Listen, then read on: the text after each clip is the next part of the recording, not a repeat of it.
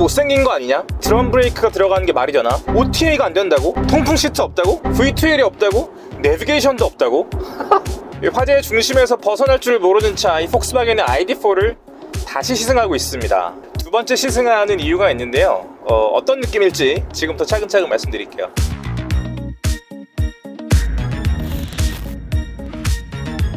제가 오프닝에 말씀드렸던 여러 가지 것들이 이제 폭스바겐 ID4를 둘러싸고 흔히 단점이라고 이야기하는 것들이었습니다. 드럼 브레이크에 대해서 먼저 말씀을 드리고 싶은데요. 저는 사실 엔지니어링 전문가는 아니에요. 그러니까 자동차를 다루는 사람 중에는 전문 기자가 있고 자동차 담당 기자가 있고 뭐 전문 기자는 이제 모터 트렌드 같은 전문 잡지 출신 분들이 계십니다.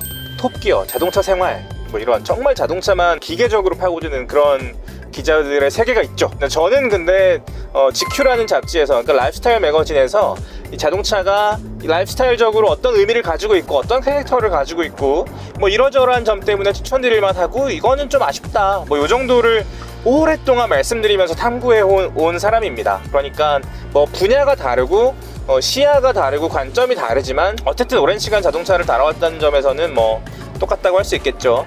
그렇기 때문에 사실 막 드럼 브레이크가 들어갔는데 이거 원가 절감 아니에요 막 이러면 저는 좀 취재를 해봐야 돼요. 그거 들어간다고? 근데 차는 괜찮은데? 이렇게 되는 거지. 그러니까 이상하다, 차가 되게 좋은데 이 드럼 브레이크가 후륜에 들어간 게 원가 절감일까? 이런 궁금증이 막 생기는 거예요. 그래서 저도 너무 많은 욕을 먹었기 때문에 좀 찾아봤어요. 많이 찾아보고 뭐 리뷰들도 보고. 제가 참고했던 거는 자동차 미생님이 현직 엔지니어 출신으로서 이제 드럼 브레이크가 결정된 과정에 대해서 설명해주신, 아마도 이럴 것이다 라고 설명해주신 영상이 있습니다. 그걸 보시면 아마 조금 이해가 되실 거예요. 원가 절감이라고 얘기하는 것은 너무 잘라서 이야기하는 거고 어떤 단면만 보고 이제 표현하는 것이고요. 조금 더 정확하게 얘기하자면 원가 최적화라는 것이 영상의 핵심이었던 것 같습니다. 옵티마이제이션이겠죠. 그러니까 사실 자동차는 한 가지 앵글로 분석할 수 없고 한 가지 앵글로 평가할 수 없고 뭐가 없고 뭐가 있고 뭐 이렇다고 해서 이 차가 쓰레기가 되고 그런 세계가 아니거든요. 현대 산업에 우리가 상상할 수 있는 모든 산업이 집약된 게 자동차입니다. 일론 머스크도 정말 자동차는 어렵다고 치를 떠는 그런 산업군이에요.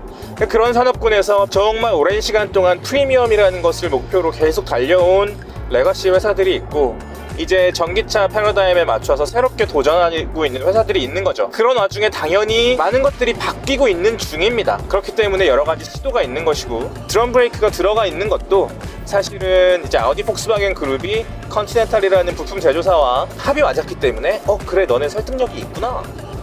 그래 하긴 뭐 회생제동으로 거의 모든 정차를 해내는데 후륜 브레이크 거의 안 쓰니까 여러 가지 뭐 분진이나 그런 걸 생각했을 때 드럼 브레이크 써도 되겠는데 라고 판단을 한 것이고 그리고 배터리가 워낙 비싸고요. 자동차를 이루는 여러 가지 요소들 중에서 디스크 브레이크를 쓰지 않고 드럼 브레이크를 썼다고 해서 아낀 돈만큼 다른 데에 더 많이 들어가 이거 모르죠. 우리는 알 수가 없는 세계입니다 사실은. 그리고 조금 더 자세하게 말씀드리자면 오토뷰라는 매체가 있는데요. 거기서 이제 텍스트 기사를 너무 잘 정리해 놓은 기사가 또 있는데 거기 보면 컨티넨탈이 전기차에 쓰기 위해서 새로운 드럼 브레이크를 개발해서 넣었다고 하죠. 제안을 했다고 하고, 그러니까 유압 모듈이 없다고 해요.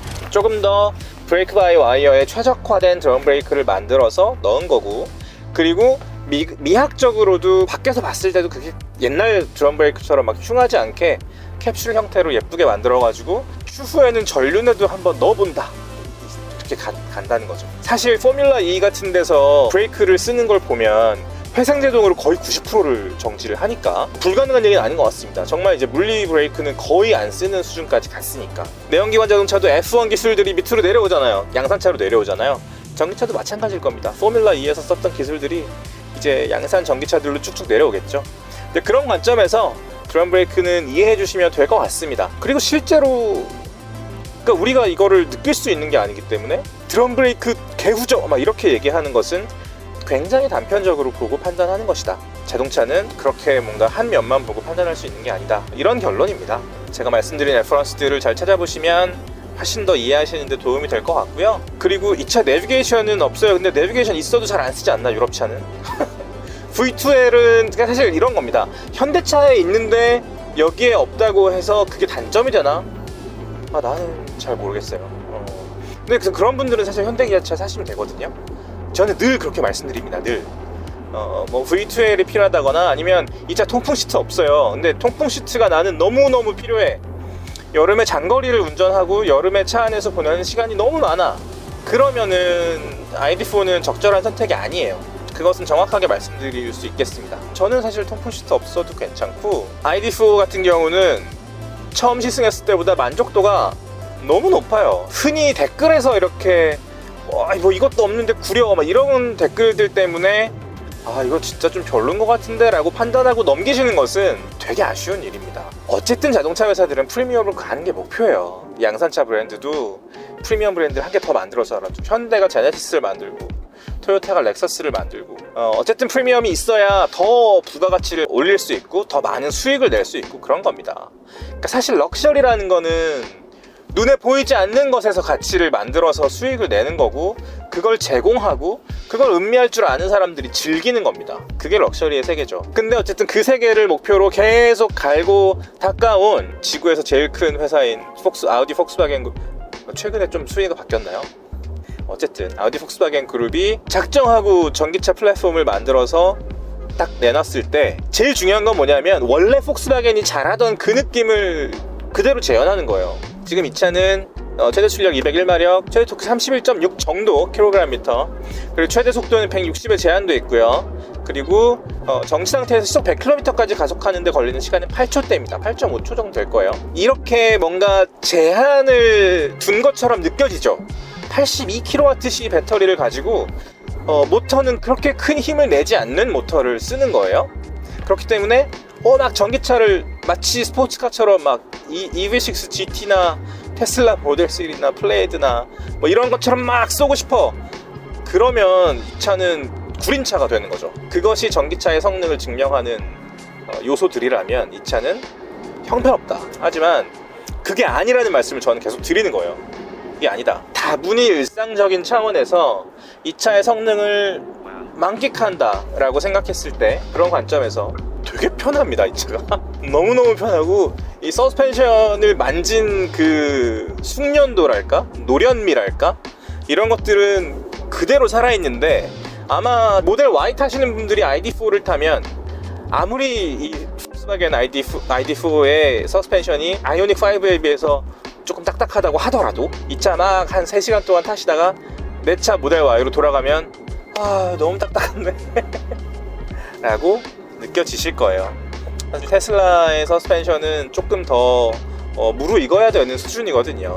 여러가지 엔지니어링적으로 놀라운 점들이 많은 차고, 실제로 그런 점들 때문에 마진이 제일 큰 차를 만들고 있는 그런 회사이기도 하지만, 그 외의 측면에서, 그러니까 원래 자동차가 응당 갖춰야 되는 미덕들에 대해서는 조금씩 모자랍니다.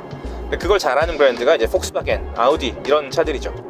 ID4의 승차감은 진짜 좋다. 이것은 훌륭한 수준이다 라고 말씀드리고 싶어요. 저는 아이오닉 5보다 ID4가 약간 더 한 수 위라고 생각하고요. 조금 더 부드러운 걸 원하신다 그러면 아이오닉 5로 가셔도 괜찮을 것 같은데요, 그 부드러움과 다소간의 헐거움 사이에서 잘 고민을 해보시고 자기 취향을 찾아가시는 게 좋을 것 같습니다. 사람의 엉덩이에 따라서 느끼는 바가 다르기 때문에 아이오닉 5가 훨씬 좋다고 느끼실 수도 있어요. 그리고 2톤이 넘는 무게인데요, 스티어링 휠을 조금 욕심껏 꺾었을 때도 꽤나 득달같이 쫓아오고, 이게 어쨌든 장르상 SUV 아닙니까? 그런 걸 염두에 두고 차를 탄다고 생각했을 때는 되게 좀 훌륭한 정도의 수준이라고 생각해요. 전혀 복잡한 게 없고, 그리고 전혀 어려울 게 없는 그런 승차감입니다. 그냥 평소에 랄랄랄랄 하고 타고 다니면 되는, 그리고 순간순간 이 폭스바겐 엔지니어링의 기본기를 느끼면서 이런 차구나. 제가 T-Roc이랑 Tiguan 얘기할 때 늘상 드리는 말씀이잖아요. 폭스바겐은 자기네들이 늘 만들어 오던 차를 그 성격을 그대로 살려서 ID 시리즈를 만들고 있는 거예요. 그게 ID4의 제일 큰 의미라고 저는 생각합니다. 자, 그리고 또 하나의 놀라운 점 중에 하나는요, 이게 회전 반경이 되게 짧거든요. 앞에 엔진이 없고 그 여유만큼 스티어링 휠을 꺾어서 타이어가 돌아갈 수 있는 공간이 생긴 거죠. 이런 장점이 일상적으로 시시각각 빛을 발하는데요. 예를 들어 우리가 주차장에서 우리가 주차를 할 때 이렇게 넣으려면 앞으로 이렇게 했다가 이렇게 들어가야 되잖아요. 근데 스티어링 휠을 많이 꺾으면 이게 거의 직각으로 들어가기 때문에 되게 편한 거예요. 이게 차체의 거동이 정말 상상할 수 없는 정도의 각도로 움직이더라고요. 그러니까 뭐 시시각각 되게 편한 감각을 느낄 수 있어요. 그러니까 제가 일상적인 차원에서 ID4를 즐기시라는 건 바로 그런 맥락이에요. 계기판 뭐 8점, 이게 8점 몇 인치인데 조그만 것도 사실 뭐 답답하고 뭐 그런 생각이 드시는 분들 계실 테지만 저는 충분하다고 생각하고, 요 레버도 좋아요. 저는 좀 이렇게 미니멀한 디자인 저는 되게 좋아합니다. 하나 마음에 안 드는 거, 애플 카플레이를 무선은 왜 안 했을까? 무선만 좀 해주지, 이런 기분인가 봐요. 통풍만 좀 넣어주지. 안타깝게도 이것은 유선으로 연결해서 안드로이드 오토, 카플레이 쓰실 수 있고요. 이렇게 앱 커넥트라는 앱이 있는데 그거 쓰시면 되고, 그리고 뭐 스피커도 그냥 그래요. 이 스피커는 뭐 프리미엄이다 뭐 그런 얘기는 안 해도 되는 그런 스피커고, 그렇습니다. 제 입장에서 제일 아쉬운 건 그거.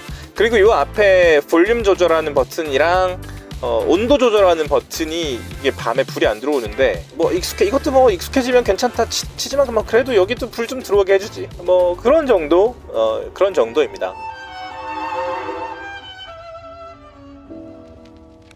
유럽 시장과 한국 시장 이야기를 좀 해보고 싶은데, 제가 런던에 가서 한 이틀 정도 시내를 쏘다녀 본 결과 유럽 시내는요, 폭스바겐이 거의 점령하다시피 한 것 같아요.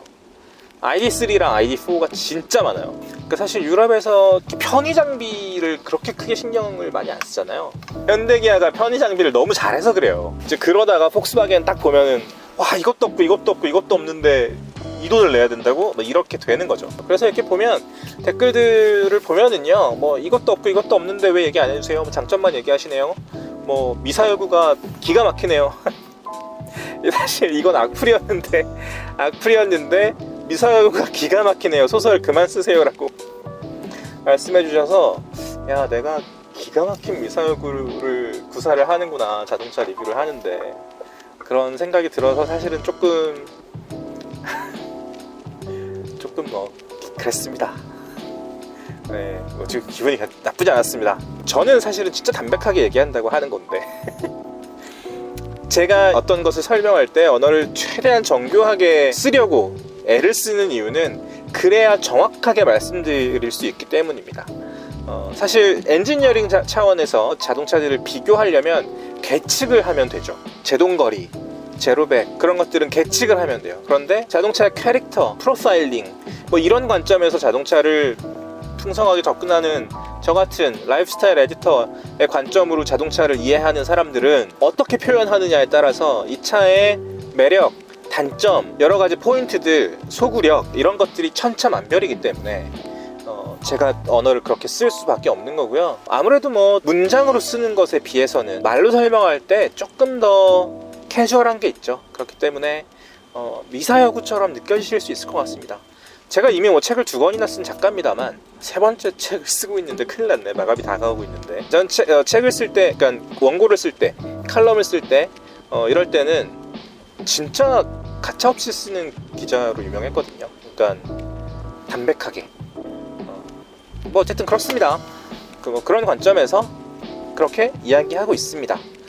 좋아해 주시는 분들 너무 감사하고, 그리고 너 이렇게 좀 해야 되는 거 아니야? 이렇게 조언해 주시는 분들도 제가 늘 읽고 늘 반성하고 그러고 있습니다. 저 되게 부족한 사람이에요. 실수도 많이 하고 공부 더 많이 해야죠. 자동차는 영원히 공부해야 되는 그런 인더스트리예요. 어쩔 수 없습니다. 그래서 늘 그런 자세로 열심히 해보겠습니다. 자, 다시 폭스바겐 ID4 이야기로 돌아가면, 전비가 되게 좋습니다. 이 차가, 제가 지금 이 차를 40몇 시간째 타고 있는데 시내에서 잘 탔을 때 한 6km까지 나오더라고요. 82kWh의 배터리가 들어가 있으니까 400km 후반 때까지는 무리 없이 탈 수 있다 라고 말씀드리고 싶습니다. 자, 마지막으로 디자인을 말씀드릴게요. 이 디자인은요, 이 폭스바겐이 좌뇌 디자인의 선구자라고 저는 생각하는데, ID4는 겉에서 볼 때는 너무나 밋밋하고 좀 표정이 없는 심심한 차처럼 보일 수 있지만, 이 차는 선의 차입니다, 여러분. 선, 그러니까 라인이 중요한 차예요. 그렇기 때문에 헤드램프도 가운데 있는 선 하나, 그다음에 리어램프에도 가운데 있는 선 하나, 그게 앞유리와 크래시패드가 만나는 저 끝에 거기에도 이렇게 선 하나가 이렇게 나오거든요.